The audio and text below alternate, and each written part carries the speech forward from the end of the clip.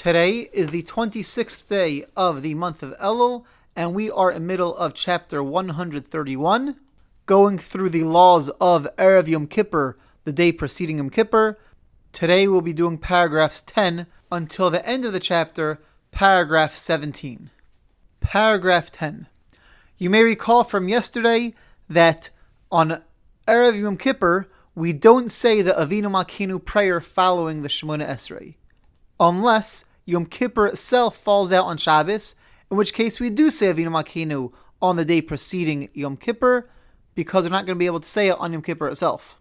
However, regardless of whether Yom Kippur is Shabbos or not, we never say Avinu Malkeinu by Mincha service on the day before Yom Kippur. Paragraph 11. In the Torah, one of the ways of gaining atonement for certain sins is a person could get lashes. In Hebrew, this is called malchus. This is not done nowadays. It was only done when we had a Jewish halachically run government in Israel. So once the temple was destroyed, the Romans kicked us out, then this wasn't done anymore. So nobody got a proper malchus in around 2,000 years. However, there is a custom that some communities have to do a symbolic malchus, a symbolic lashes on Erev Yom Kippur, shortly before Yom Kippur. Again, this is only symbolic. It's not really lashes. It's done very gently. It's not painful at all. It's one of those things that is done just to help us bring home the severity of the upcoming day. Most Ashkenazic communities do not do this, but I have seen that certain Sephardic communities do it. Paragraph 12. Some people have a custom, and this is my family's custom, of having a nice, large, holiday-like meal mid-morning on Erev Yom Kippur, the morning preceding Yom Kippur. But even if that isn't your minhag, there's a stronger minhag, which everyone has, a stronger custom of having a very festive, holiday-like meal on the afternoon, after we finish the mincha services, the afternoon services, shortly before Yom Kippur begins. By these meals, just like Rosh Hashanah, it's customary to put honey on the challah, and you should make sure to eat foods, because we're about to go into a 24-hour fast, we should make sure to eat foods that are easily digestible. Many have the custom of having poultry, chicken, instead of red meat. Also, we stay away from things such as just basic good ideas for a pre-fast meal. Now, even though Yom Kippur begins at sundown, there's a mitzvah to add on a few moments on our own before Yom Kippur begins to accept Yom Kippur a few minutes early. If your meal is going to end with still a significant amount of time before Yom Kippur begins, and you might want to eat or drink something after the meal is over, then before benching, before saying grace after meal, is preferable to have in mind to say, even though we're about to bench or about to finish the pre-Yom Kippur meal, I still do want to keep eating afterwards before Yom Kippur starts. Even if you don't make the declaration, you still could eat after the Birchat Hamazon, the grace after meals. Paragraph 13.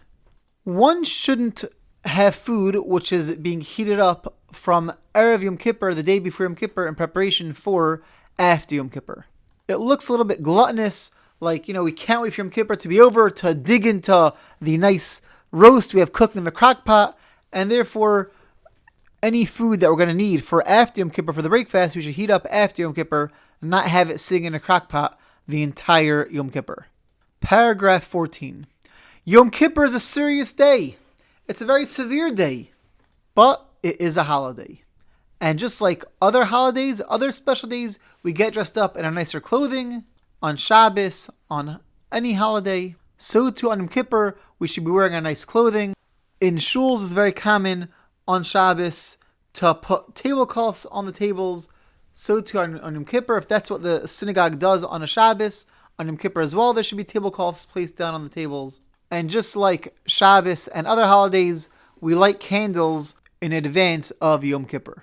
You could look in the Yom Kippur Machzor, the Yom Kippur prayer book, for the blessing that we make on those candles. Paragraph 15. The custom is that the men wear a kittel, the white robe, during prayers on Yom Kippur. The reason for this custom is because we bury our dead in a kittel, in this white robe, a simple linen white robe. And wearing it on Yom Kippur reminds us of the severity of the day. If we don't get the atonement that we're asking for, then this might be our last Yom Kippur. We might, God forbid, get a decree of death this year.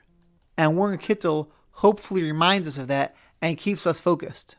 Because this kittel becomes a garment which is worn for davening, then if somebody has to go to the bathroom, they take it off before going into the bathroom, just like any other davening garment we don't wear in the bathroom.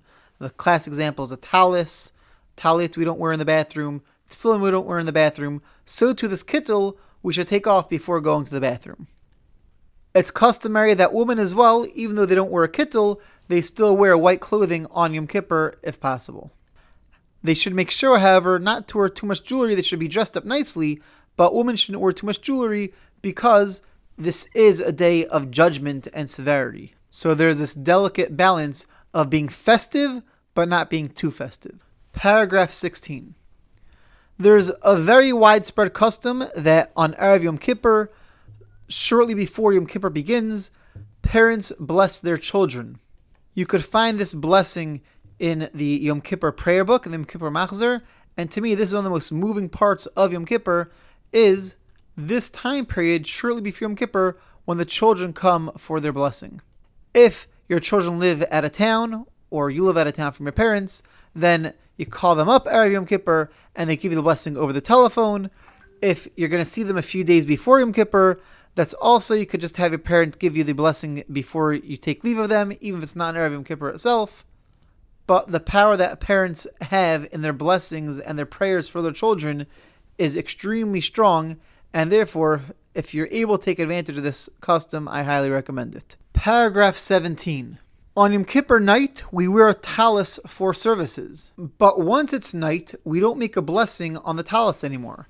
Therefore, if possible, put the talis on shortly before nightfall in order to be able to make a blessing on it.